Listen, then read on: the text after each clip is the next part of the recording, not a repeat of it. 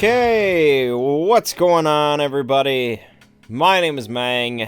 Welcome back to the Manggcast. If you're looking for a podcast in which a person is going to discuss Ariana Grande licking a donut and hating Americans, this is not it. I'm sorry. You'll have to look elsewhere. Instead, we're going to be talking about some video game and movie news. This week was Comic-Con, the San Diego Comic-Con, and so really not a whole lot different than any other week. There's just a lot of news about comic book movies, either way, so not a huge deal. But anyways, that's for a later discussion. We're going to start by talking about some video game stuff. Not a whole lot this week, but a few things I want to discuss. First off, there's been a new expansion, I guess, announced for Baldur's Gate Enhanced Edition. From Beamdog Entertainment. And here's the press release. The events between Baldur's Gate Enhanced Edition and Baldur's Gate 2 Enhanced Edition are at last revealed in this exciting new expansion to the original game. Though Saravok is dead and his plan for war averted, peace eludes the citizens of Baldur's Gate. A crusade marches in the north, seizing supplies, forcing locals into military service, and disrupting trade along the Sword Coast. A charismatic warrior known as the Shining Lady leads this army, her background shrouded in mystery. Can the rumors be true? Is she like you, the child of a god? And it goes on from there. Okay, so let me say, if you don't already know, Baldur's Gate 2 is probably my favorite game of all time. Top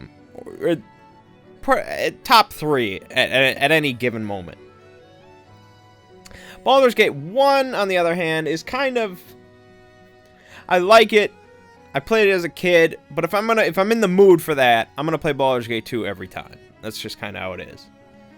So they're announcing this kind of interquel, I guess, between a first and a second, 1.5, if you will, as I guess an expansion. So I suppose they didn't say if it's standalone, but when you use the word expansion, I assume you have to own Baldur's Gate 1 Enhanced Edition to play it. And it's going to be using the Infinity Engine. So it's going to look like Baldur's Gate 1, albeit the Enhanced Edition. And it's going to kind of continue that story a little bit before the second game. And it's going to use D&D 2nd Edition rules, which are very dated at this point. And so it's kind of a thing for... It's purely based on nostalgia. Because people that are kind of... I don't know. People that are just looking to start into this kind of series, and they're looking for recommendations, people are going to say Baldur's Gate 2, or if you want something really modern, you go for Pillars of Eternity, which, is a fine entry into the whole genre. This is for people that just love Baldur's Gate 1 and want more of it. Here's the problem, though. Beamdog is not Black Isle. Beamdog is not really anything of the original crew, as far as from what I understand. So, and it's not like going from Fallout 3 to Fallout New Vegas, where you just kind of, I guess maybe it kind of is, which is probably why I didn't like New Vegas too much. But I don't know, it's tricky, and not a lot of people have tremendous amount of faith in Beamdog, especially, big fans of the original games, to really be able to continue, like, games like Baldur's Gate 1, Baldur's Gate 2, things like that, those don't come along too often. It's hard to pull off. So, I'm not saying the Beamdog can't, they're incapable, but it's going to be tricky. And I would rather they have done something a bit more standalone and kind of their own story than just Baldur's Gate 1.5. I don't know. Maybe if it was Baldur's Gate 2.5, I would be more excited, but I don't know. Maybe I'll get it. Maybe I won't. They'll say it's coming out a bit pretty soon, within a few months. But what else is coming out within a few months, in September, is Sword Coast Legends. This is what a lot more people are excited about. Because this is like Baldur's Gate, but with a DM. You know, with somebody controlling it. You know, running the whole thing. Much more akin to D&D. We don't have a huge amount of... I don't have a huge amount of detail info about Sword Coast Legends, but I'm very much more excited about that than Baldur's Gate, Dragon Spear, I guess. Siege of Dragon Spear, that's what it's called. So I don't know. I bring that up because I like to discuss things that, you know, interest me on a certain level. So anything that's any article that says new Baldur's Gate, you know, I'm gonna look into it. But there you go. All right, moving on. This article is less about a game and more about a game's community, and a game and its community that I care very much about. I have a lot of interest in, and that community is Dark Souls, or the Soulsborne community, however you want to look at it. And there was a bit of a shake-up. There was a bit of a thing going down in the community this week, and it was centered on a YouTuber named Vaati Vidya. I myself am a very big fan of Vaati. Does really, really solid work. I'm very envious of what he puts out there, because I could never do anything like that. If you have any interest in the Soulsborne series, I recommend looking up his channel, Vaati Vidya, because he mostly does lore videos, but he does them better than pretty much anybody else. And Vaati also has a Patreon. And through his Patreon, he makes about a bit over $5,000 every month. Quite a bit of money for making, you know, lore videos on YouTube. This is, I assume, in addition to any YouTube monetization. But I don't know if he actually does that or not. I would assume so. So, the shit pot, or whatever. I'm trying to think of the problem, I guess, this week came from a fellow YouTuber, Aegon of Astora, who published a video accusing Vaati of copying his own videos. Aegon's videos. So Aegon also makes lore videos, and he puts up like this 26-minute video where he accuses Vaati of plagiarizing him, copying his style, copying specific layouts for the video and how it's made. And the main accusation is from a video about Lucatiel from Dark Souls 2. So Dark Souls 2 lore video, in which both the videos from Vaati and Aegon's video was published first, in which Lucatiel kind of tells her story through voiceover, and the footage going on in the background is kind of user-created. Like, generally how these lore videos go, and I'm pretty sure Vaati kind of popularized this style, is the player dresses up like the character in the lore is about. They'll dress up as close as they can get to the character, and then they'll kind of do cinematic shots of this character kind of walking through the game, and it's very cinematic while the voiceover plays, and you get to learn about this character. And then occasionally they'll be fighting certain enemies that tangentially relate to the story.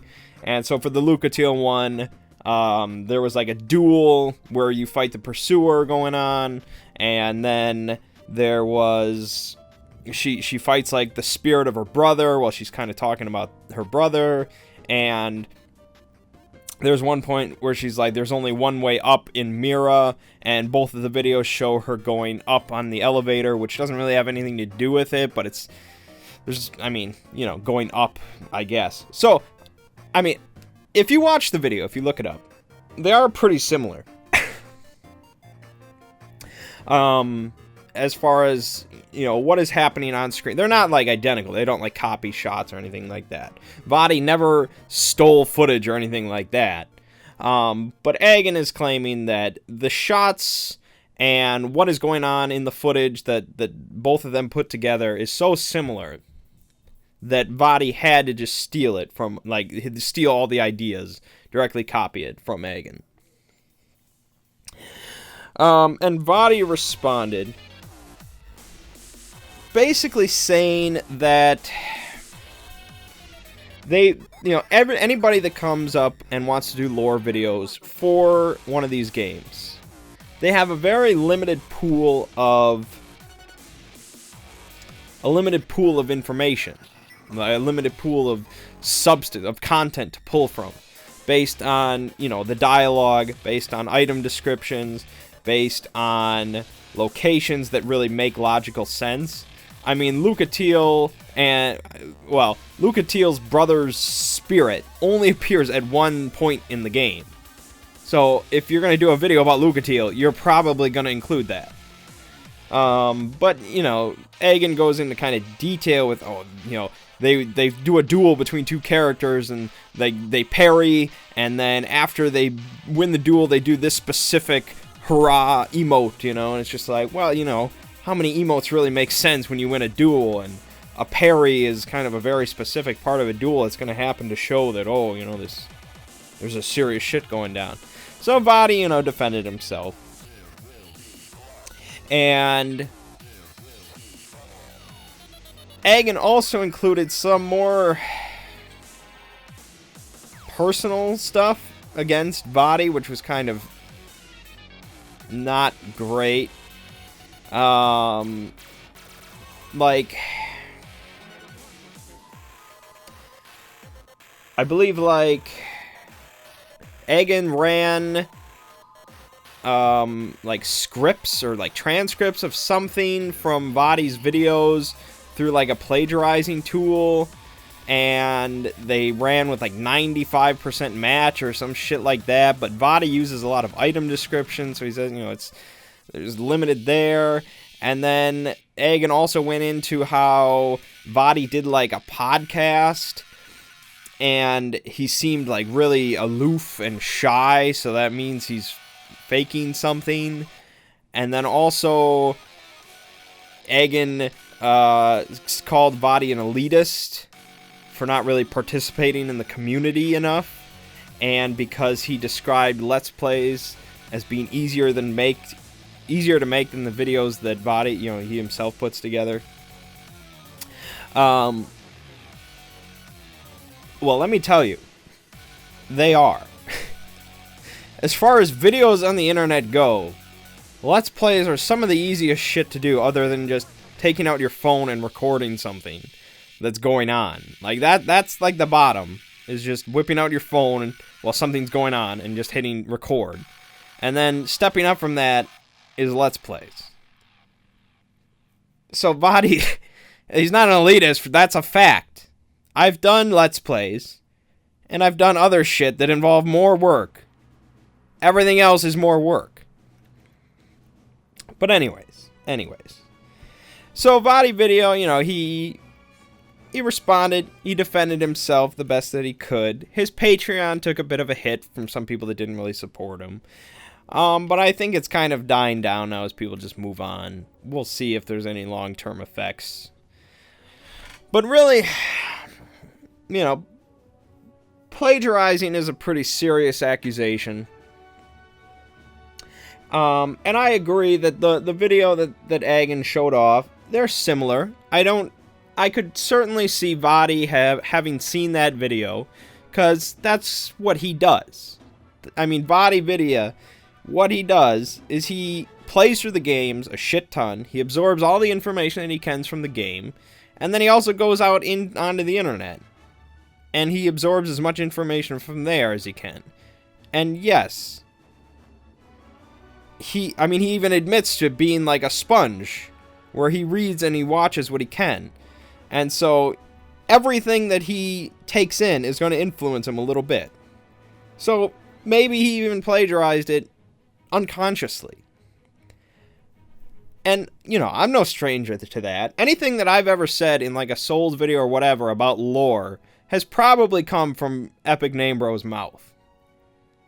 Because, you know, that's what it is. Now, I think the issue here is really money. I think Egan is angry that this guy comes along, you know, copies his content and gets a hell of a lot of money for it. The problem is, Vaati doesn't copy his content. Vaati puts in a shit ton amount of work into everything that he's done over the past years. And he deserves the money he makes. Because, now, if I just stole somebody's footage and put it on my channel, and then I monetized it, that would be bad. But Vaati, I mean, he made it all himself. I mean, he went through the game. He got all the footage himself.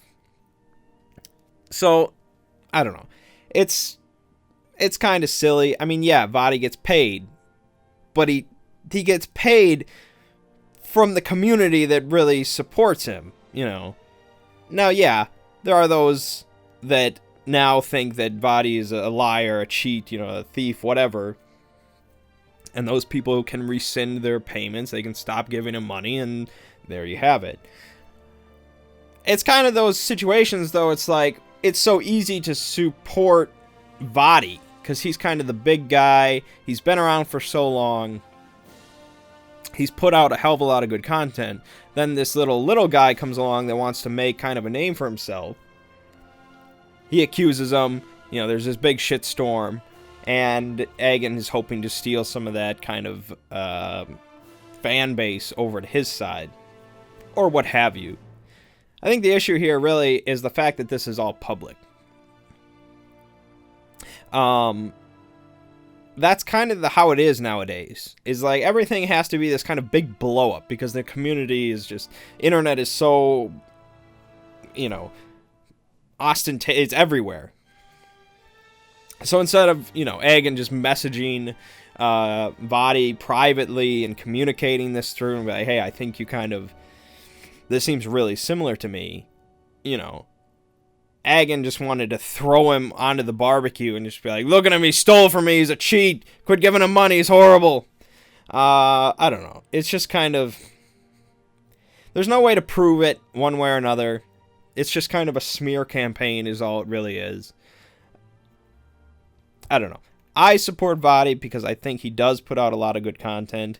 Yeah, recently, since the whole Patreon kicked in and, you know, Dark Souls 2 and Bloodborne, his content hasn't been on the same level as Dark Souls 1.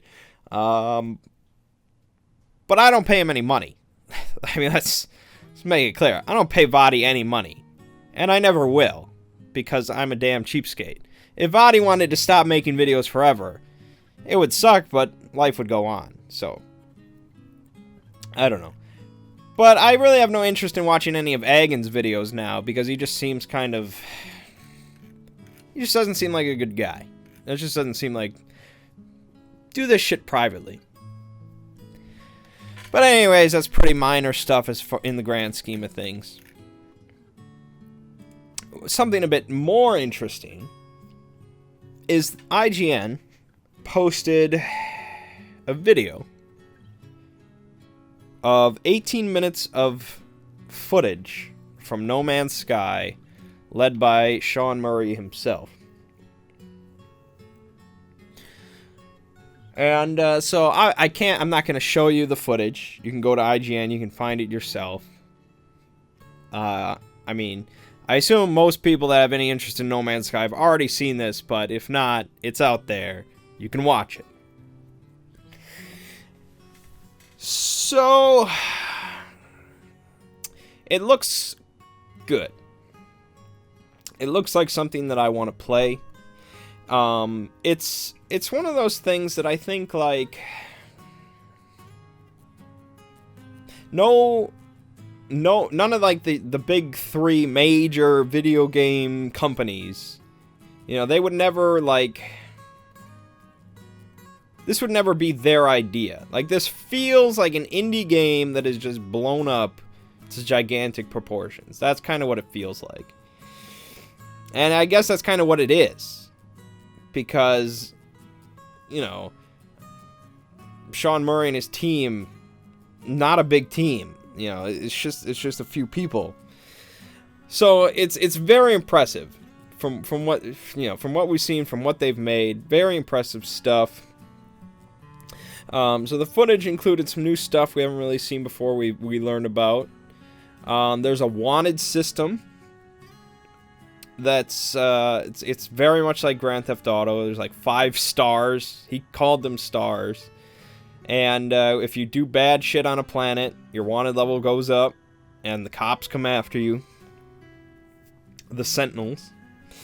And so you kind of have to get out of Dodge if you want to lose your wanted level. So that's cool. It's very cool.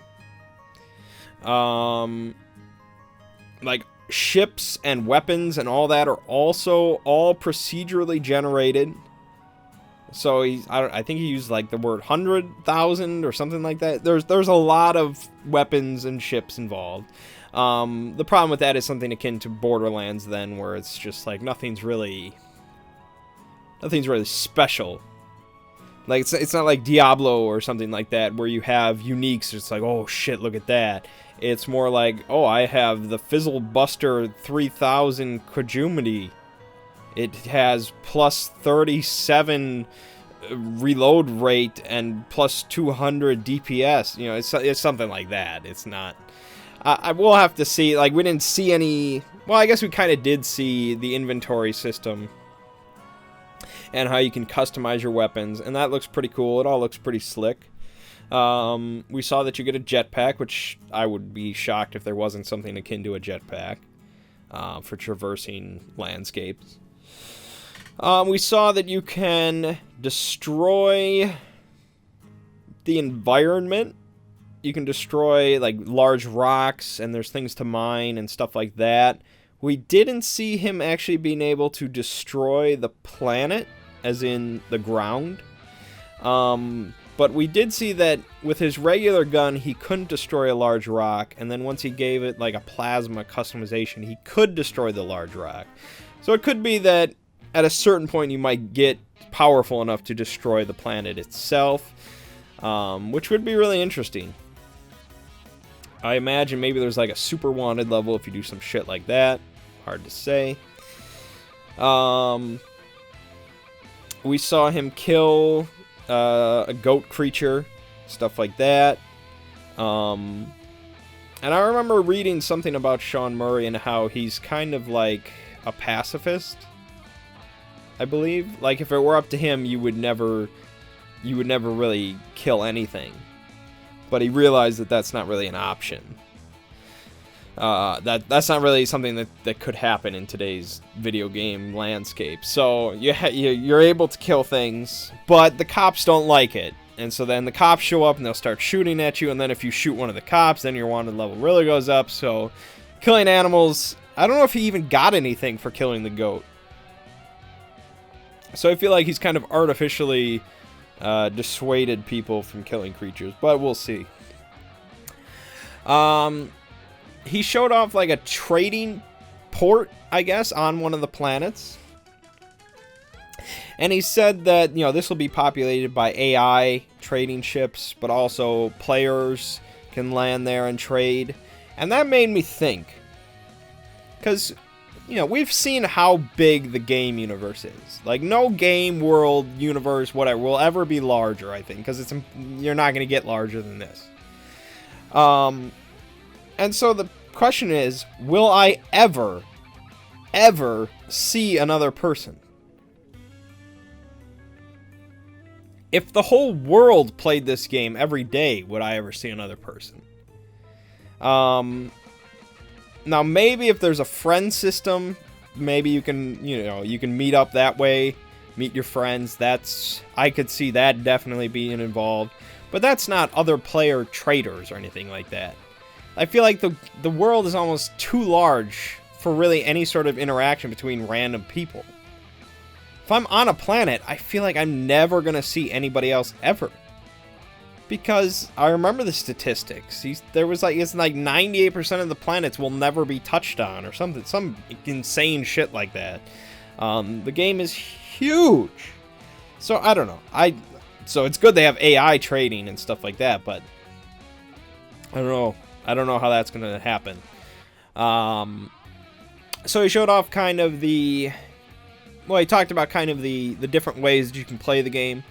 You can just be an explorer. You can never have to kill anything. You can just make discoveries, cash them in, get better ships, get farther and farther towards the center of the galaxy, towards the center of the universe, and, you know, never kill anything, never get involved in anything, if that's what you want to do. You can be a trader, so you can go to different planets, different trading posts. You can buy low, sell high, you know, just travel around like that, make a shit ton of money like that. You can be kind of like a pirate, where you can attack other players, again, kind of, you know, if you ever see somebody, or you can attack frigates and, you know, trading ships, things like that. And, you know, he said if you ever kill, like, one of those trading ships, if you ever manage to destroy it, which he said would be really tough, the rewards are gigantic. So that's pretty cool. If you have friends, you could band together, do that. That's pretty cool. You could just be kind of, you could go around and try and just kill everything, you know, whatever. He didn't go into really detail about the trading system or stuff like that. It's one of those games that just the hype level could be off the charts, but it's so hard to say. We still don't have a release date. I feel like it's got to be this year, right? But maybe it doesn't have to be this year. It's tricky. I'd say it's the most ambitious game we've seen in a long, long time, but, you know, ambition can drown in itself, potentially, so it's hard to say. I'm excited, but hard to say. Hard to say. It does look very, very pretty, and I can't wait to play it. That's all I can really say. Alright. Then, moving on to movie news. As I said, it was Comic-Con this week, so we have a bunch of comic book stuff to talk about. We saw new footage for Batman vs. Superman, and I watched the footage, and it seems very grandiose, I think is the word I would use to describe it. It seems like it's going for a very epic feeling. Like, you know, you have these Marvel movies, they tend to include a lot of jokes, a lot of light-hearted humor. You have Tony Stark, you know, you have all kind of that. DC wants to be the opposite of that. And technically, they kind of go for that in general as far as comic books go. DC tends to be, you know, they involve the pantheon of these deity-like, you know, creatures, and they have global catastrophes of all existence, and the stakes are always high, and blah, blah, blah. And so we got to see Ben Affleck a whole bunch in this footage, in both Bruce Wayne form and Batman form. And we saw that he was there during the whole Man of Steel nonsense, and he was on the ground level, and he saw people die, and he was horrified, and he's out for revenge against this Superman. I will say that I really do like Batman's new suit. Like, I really like how beefy it looks. That's really cool. Because if they just kind of had his regular, normal-looking suit going up against Superman, it would be even more ridiculous. And they said that this kind of mechanized suit isn't really, like, it doesn't, like, enhance his power or anything like that. It's just to help him survive against Superman. So I don't know. We'll have to see how that works. I still don't really see him, like, I just don't see how he can throw Superman at all. Like, why does that make any sense? But, well, here's what I say. I ragged on the whole concept of Batman and Superman quite a bit last week. Let me just say, I do like the concept of the movie, in that this guy, this human guy, Bruce Wayne, he feels that he is humanity's best hope in defeating this rampaging, dangerous alien. And he believes that he has the wealth, the resources, the knowledge, the abilities, that he is the one that has to take down Superman. That he is going to put everything that he has, his entire life, into doing this. I do like that concept of kind of, because it reminds me a lot of, I don't know, it reminds me of something akin to, like, it sounds so nerdy, I'm like, it's something like an RPG, where he's kind of the underdog, but he does it anyways, because otherwise, he's not the man that's just gonna lay down and just let things happen. I do like that concept a whole lot. Now, after this movie, when it's the Justice League and all that, that's when I get pissed off. And Batman can't beat Superman. It can never happen. It just can't. I respect that Batman, even as the underdog, tries. But that doesn't mean he can ever win. I'm sorry. I think it's going to be really cool to see Batman bust out all of his gadgets, every last thing that he has at his disposal. I think it's going to be really damn cool, but he can't win. I'm sorry. That has to just be how it is. The fact of the matter is, though, neither of them will win. That's not how it's ever worked. Like, they'll never resolve the fight. Lex Luthor is the villain of the movie. And they'll both realize this and kind of go to that instead. There will be a fight between Batman and Superman. I don't know how it will end. I can't tell you. It needs to end. I mean, the plot of the movie is basically this Batman. This Bruce Wayne, this Batman, is different than we've kind of ever really seen in movies before. All the Batmans that we have gone through. This one's a bit different in that he is at kind of the end of his rope. He's a lot older than all the other Batmans. He's been through a lot of shit. He's world weary. He's kind of done with it all. But he feels, I think, that this is like his opportunity at redemption, perhaps. I like that. I do like that. So yeah. I like the concept of the movie. It could be good. It could be. I think Zack Snyder needs to just F off with this whole Super Jesus bullshit.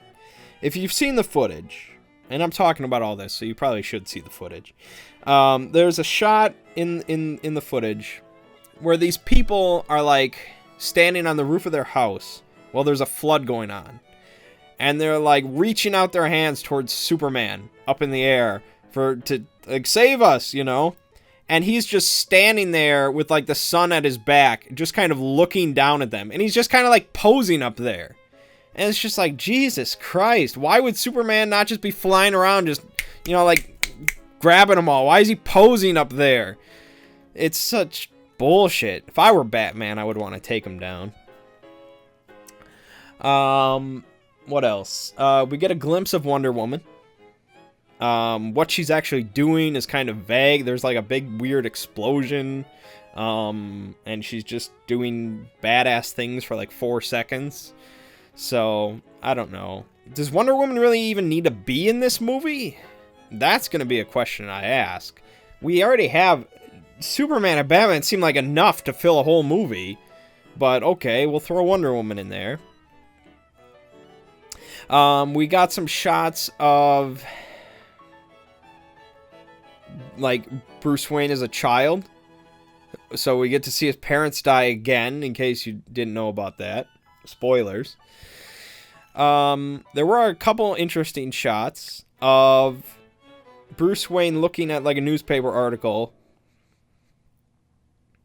that says, like, Wayne Tower devastated, blah, blah, blah, from the big Man of Steel thing. But then there's writing on it in, like, red ink across the article that says, you let your family die. And the writing is very reminiscent of the Joker. And then there's another bit where he's kind of walking through his mansion or his Batcave or whatever, and he looks at a suit. Like, he looks like a suit of armor. And it's not Batman's suit. It's Robin's suit. And written in yellow ink across the front of it, it says, ha ha ha, joke's on you, Batman. And, you know, Bruce Wayne just kind of keeps this shit around, I guess. So, very strong hints that the Joker is involved. Now, the Joker in the new, you know, DC Cinematic Universe is Jared Leto, who's going to be in the Suicide Squad. So, will he be in Batman vs. Superman? I don't know. I doubt it. It just seems like that movie's going to be packed enough to really even talk about the Joker. I don't know. I don't see it, but maybe. What else? We got to see Lex Luthor. So we got to see Jesse Eisenberg with wig, with hair, wig, whatever. And he seemed kind of, I don't know. He seemed, the tone of his character seemed a little off from the footage. Like, he seemed a bit too insane. We didn't really get to see a whole lot of what he did, but he said some lines, and it's just like, okay, Lex Luthor. But we also get to see him staring at a big chunk of kryptonite. Now, I didn't know, because I said this. I thought that kryptonite was not involved in this whole cinematic universe. I thought it wasn't a thing. I am wrong. I was wrong. It's there. Kryptonite will be involved. And a lot of people that don't like Superman, that, you know, just see him as kind of a Mary Sue, is just boring, blah, blah, blah. They also hate kryptonite. Because they see kryptonite is just Superman's one weakness. So when in doubt, you're having trouble with Superman, oh, bring out the kryptonite. Now, if you're a bit more of a comic book fan, you know that kryptonite is not Superman's only weakness. But I don't think they're really going to involve magic just yet. So that's why in Man of Steel they didn't use kryptonite. They used kind of like gravitational atmospheric change device, whatever the hell that was, that kind of put it more into like Krypton's environment, so it weakened him somehow. I don't know. It's really the same damn thing, but kryptonite is so much more versatile. So now I think maybe, okay, Batman might actually use a kryptonite spear. I don't know if spear is really the best application for kryptonite. I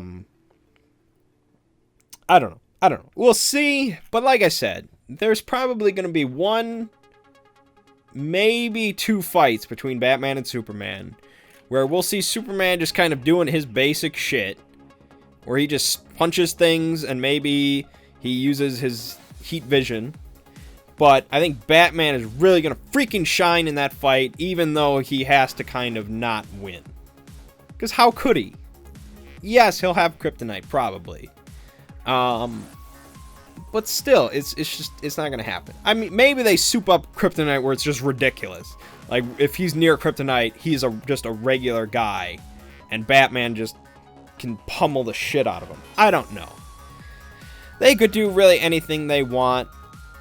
You know, especially when you involve shit like that. It could be anything we want. So, the footage looks grandiose. It looks epic. It looks very tonally different than Marvel stuff. But I guess they kind of need to be different. They can't copy Marvel. It's just, they're at the bottom of the hill. Marvel's halfway up. They can't just copy Marvel and catch up. They have to do their own thing. So, yeah, we'll see. I'm interested in the movie, because like I said, I do really like the concept. And I do like, you know, Batman having to use everything at his disposal. That does interest me, because I don't hate Batman entirely. I just hate Batman as part of the grand scheme of the galactic defense, whatever. You know, that's just ridiculous. But when he's just a rich guy that uses cool gadgets, what's not to really like? Anyways, but over to Marvel. The big news that I care about is about Wesley Snipes and Blade.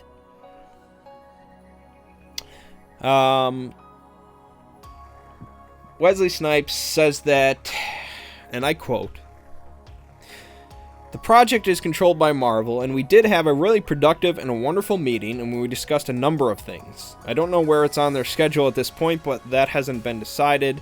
I guess it's still up in the air." So Wesley Snipes, tremendous actor. Love Wesley Snipes. Love Blade. Blade's great. Blade Trinity, hard to say. And so I've been waiting for a Blade 4 for a long time. Fact of the matter, no matter what, it won't be called Blade 4. Let's be real clear on that. That would never happen. But another Blade movie starring Wesley Snipes. Now he says they had a meeting, and just that fact alone does excite me. The fact that they're meeting, he says it was a wonderful meeting, and the fact that he talked about it, I mean, that's all good signs. But I guess the question is, does Blade have a place in the Marvel Cinematic Universe on the theater? Not really. Not in today's landscape of Marvel movies. Blade doesn't quite blend in. I mean, he says mother effer, he dices fools up, it's vampires. It's so different than everything Marvel kind of goes for nowadays. Like, I just can't picture Blade with the Avengers. Like, that's so different. Now, Daredevil, also different. Daredevil, the Netflix series, was definitely different stuff. So a Blade Netflix series could definitely work. They can be a bit more violent, they can be a bit more sweary, you know, they can do things that doesn't quite have to blend in with the cinematic universe, but if there's a big, strong, positive thing going on, maybe they can do something in the movies with Daredevil, with Blade, with the Punisher, with stuff like that. Because I can't picture the Punisher appearing with the Avengers or anything like that. But maybe they can do a side thing where it kind of comes together. It's hard to say. I would love to see a Blade television show, well, a Blade Netflix series. But if they, I don't know, if they went with a Blade Netflix series, would they pick Wesley Snipes? Wesley Snipes isn't irrelevant anymore, but I think to a lot of people, it feels like it. I mean, he did the Expendables 3, which I thought he was awesome in, for the little bit that he was in that. He's doing a new TV series called The Player, which is kind of an action-ish show, I guess. So he's kind of getting back into the game. I like that he's meeting with Marvel, but I don't see a Marvel movie of the Blade, of Blade happening, unfortunately. As excited as I would be, as I would be about that, probably not going to happen. You don't hear mother effer coming from a Marvel movie in quite a while. Alright, then final comic book thing, even though it's not really a comic book and it's not really anything like that, but it is kind of. And that's about Unbreakable 2. Unbreakable was a movie that came out in 2000, directed by M. Night Shyamalan Ding Dong. starring Bruce Willis and Samuel L. Jackson. And it's one of M. Night's best movies. If not the best. Hell of a movie. Really damn good. And it came out right around the time when comic book movies were kind of getting back into the swing of things. I mean, this is right around when X-Men came out. So people didn't really love comic book movies. I mean, it was a different landscape than it was. It was a whole different thing than it was now. But, so here comes this movie about basically a superhero. It was about a guy that could not be harmed, more or less. Except by his one weakness, water. And the whole movie was very comic booky, but so grounded in reality. Like, it just felt so real. And it was very unique. Very unique movie, very good movie. So now, a lot of the people involved with the original movie have talked about a sequel for some time. And Samuel L. Jackson said very recently that people talk to me about that movie all the time. Knight's still around, Bruce is still around, I'm still around, and I'd love to break out of the asylum. If you haven't seen the movie, I guess there's kind of a spoiler here. I can't really talk about this without spoiling it. I'm sorry. You should still see Unbreakable if you haven't yet, but I'm sorry. So anyways, in Unbreakable, Bruce Willis just plays this normal guy who slowly discovers that he can't really be injured, and he can lift a lot of weights, and he's kind of like a fledgling Superman, sort of. Samuel L. Jackson in the original movie played kind of just like a comic book store owner that was... he had this special condition, this rare disease, where his bones were just extremely brittle. Like, if he took any sort of fall, he was breaking a bunch of bones. And this guy, Samuel L. Jackson's character, since he owned a comic book shop, he was so influenced, he was so part of that mindset of comic book culture. And so he kind of believed that Bruce Willis's character was like a comic book hero, and he was like his opposite. And so at the end of the movie, it's revealed that Samuel L. Jackson, his character, like basically did all sorts of like terrorist attacks. Like, he did all this shit very secretly, because he so firmly believed that since he was so brittle and he was so breakable, he was called Mr. Glass, that there had to be, based on his mindset of comic book, you know, the way it works, there had to be a person out there that was his opposite, that was unbreakable, as per the title. And so he did all this terrorist shit to find, find that one person that survived, the one survivor of a terrible accident that was maybe unbreakable. And so, brilliant movie, brilliant ending, just incredible stuff. Love that movie. I would love to see a sequel of this. I don't know if it'll happen because Bruce Willis, he's kind of a dick nowadays. I don't know. M. Night has very little credibility in the movie industry. Samuel L. is kind of would be the best part of it. If they did make a movie about a sequel to it, yeah, Samuel L. Jackson's character would be in an asylum. Bruce Willis's character would he would be more discovering his abilities, and he would get more into the kind of crime solving, crime prevent, whatever, crime fighting. And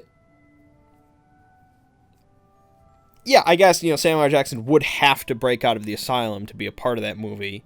Not necessarily, I suppose. He could be just in the asylum and maybe Bruce Willis thinks that he's still being responsible for stuff that's happening out there, so there's a bunch of confrontations between the two. Yeah, you could do something like that. Hard to say. Yeah, I don't know. I think the problem here is M. Night, personally. When Unbreakable came out, when he wrote Unbreakable, like, he had that idea, he had that script or whatever, you know, he had that brewing around for a while. Like, that was one of his original few movies that just, you know, was groundbreaking. Nowadays, he's dried up a little bit.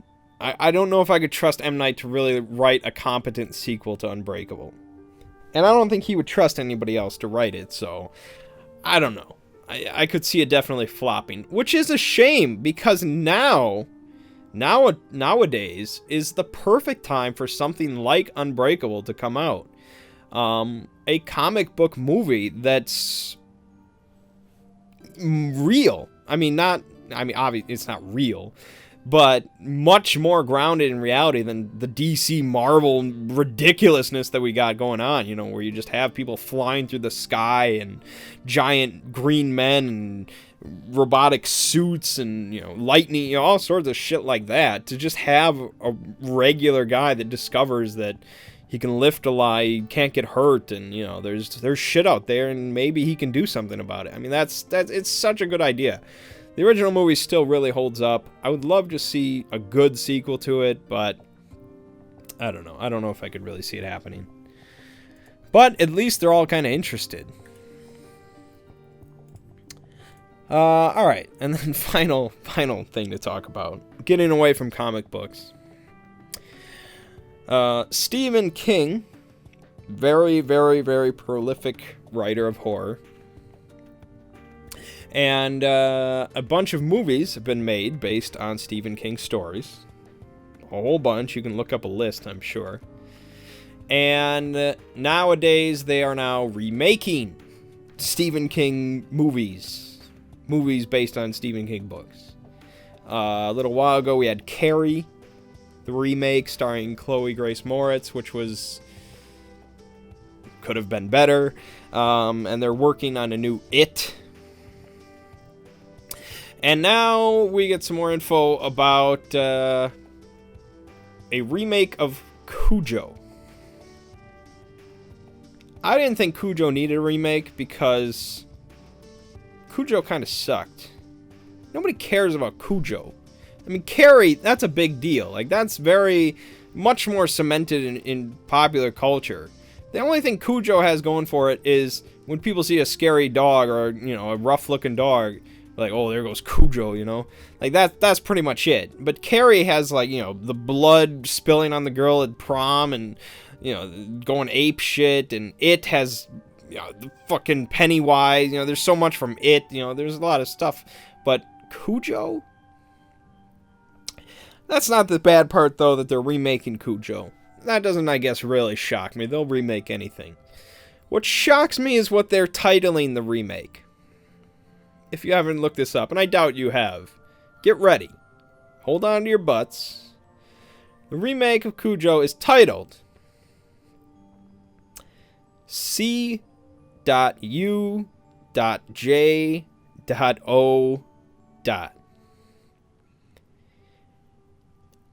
And the letters stand for Canine Unit Joint Operations.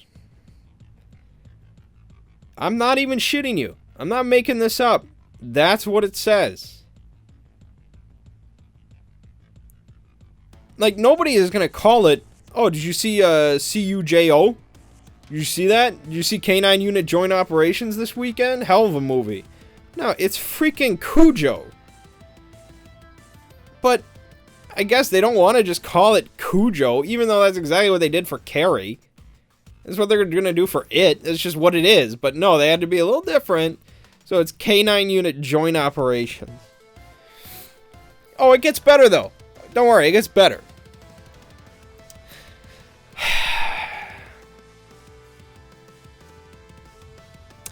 The movie is being directed by Lang Elliott. Yes, that Lang Elliott. What's that you say? You've never heard of Lang Elliott? Really? I'm kind of surprised if you haven't. Well, let me tell you. He directed a movie called Cage. And then he directed Cage 2. And now he's directing K-9 Unit Joint Operations. What was Cage and Cage 2 about?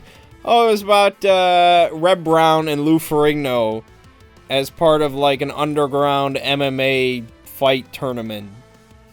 Just go watch Spoonie's review of Cage and Cage 2. You'll laugh your ass off, I guarantee it. So yeah, the guy that directed Cage and Cage 2 is in charge of the Cujo remake. I guess that just makes perfect sense. This seems like the kind of guy that would rename it to K-9 Unit Joint Operations.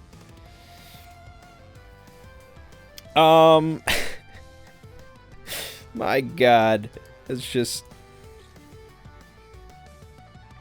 It's like... I don't know. If I had a script in front of me, I would probably make a good joke here about how the next Rambo movie is named R-A-M-B-O.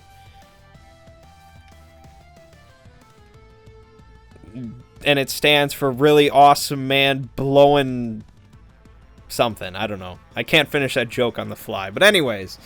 So yeah. I mean, I guess if you've never seen Cujo, the plot is basically like... It's this mom and her young son that get more or less trapped in their car by this big-ass, scary, rabid dog. And... I mean, you could see how that really wouldn't work nowadays because cell phones exist. And that's probably the worst thing. It's probably the worst thing about like remakes and horror movies and stuff like that is them always trying to explain why cell phones don't work. And really, this even with Jurassic World that was going on. Like, oh man, our phones don't work. Damn Verizon. But, I mean, I guess. They're in Costa Rica, whatever, but Jesus. Here, in a small town in Maine, if you don't have signal in your car, that's a problem. So, I think maybe that's where there's going to be kind of more shit going on. K-9 Unit Joint Operations. Maybe there's going to be a whole bunch of Cujos, and they're going to be, like, in a cave or something. Like, I don't know. Who knows? I don't know. You know what this reminds me of? The movie Breed, starring Michelle Rodriguez. Yes, I watched it. Yes, it was shit. Alright, so finally then, I guess I'd say some words about Terminator Genisys. And after I watched this movie, I was thinking on the way home how I'm really not credible for giving reviews. Like, I don't know why anybody would like really listen to my opinion on any movie review. Because I tend to like too much shit. But, I don't know. Because it's like... How can you really trust any one person for a review? It's just like, they like what they like. You're gonna like what you like. There's just no way to... There's no way to tell. So yeah, I mean, I like Terminator Genisys. I thought it was good. I thought it was surprisingly good. It was better than Terminator Salvation, that's for damn sure. May have even probably better than Terminator 3.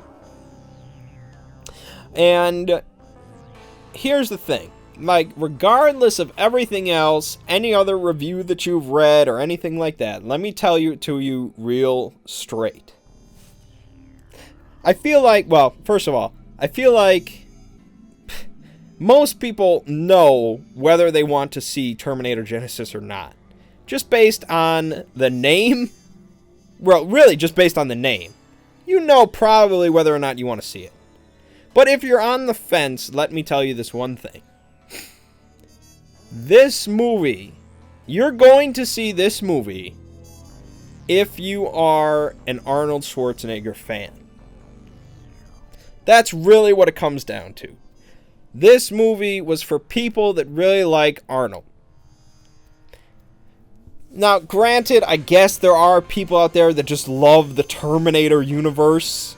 And yeah, you know, Arnold's a part of it, but really they just love the sci-fi and the robots and the end of the... Like, okay, sure.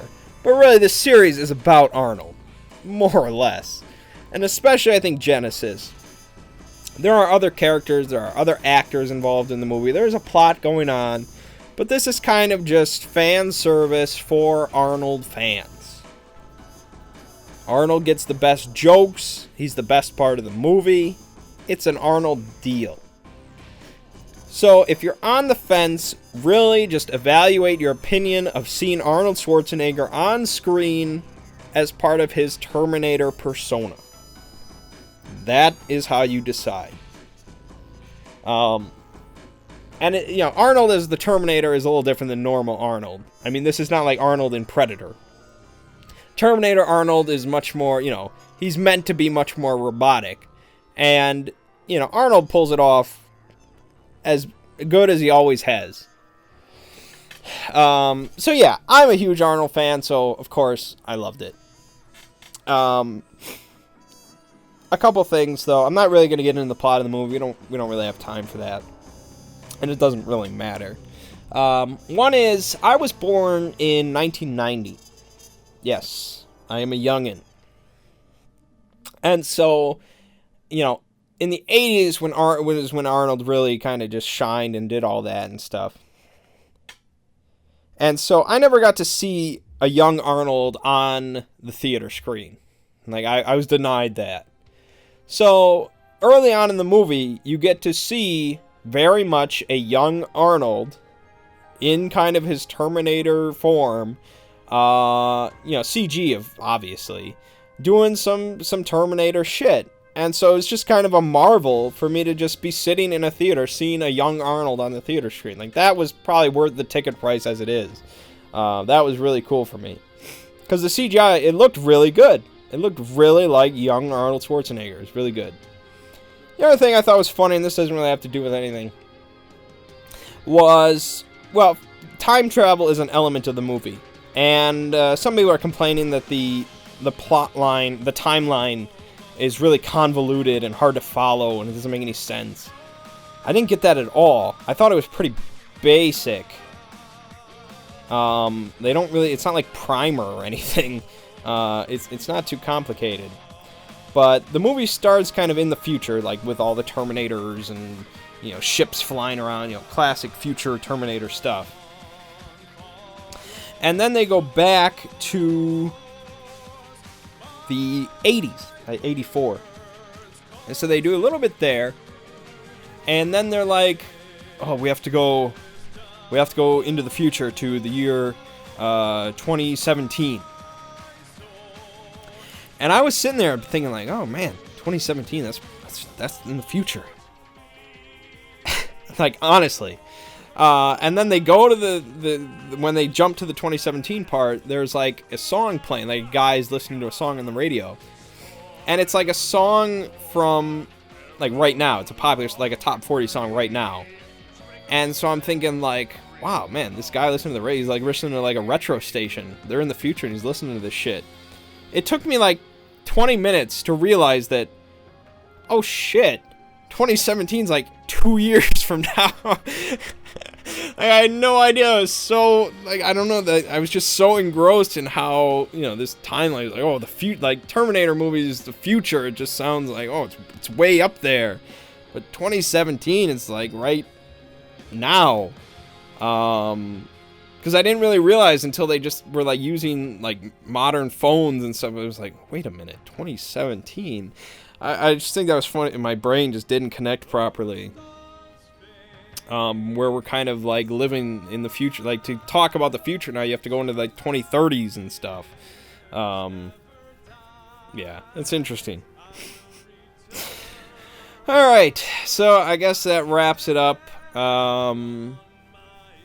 Again, not a huge week despite Comic-Con going on. The footage from No Man's Sky was great, but yeah, another week gone by. least now we have the comfort that soon in the future we might get to see Canine Unit Joint Operations. And maybe the standalone Batman movie will be titled BATMAN.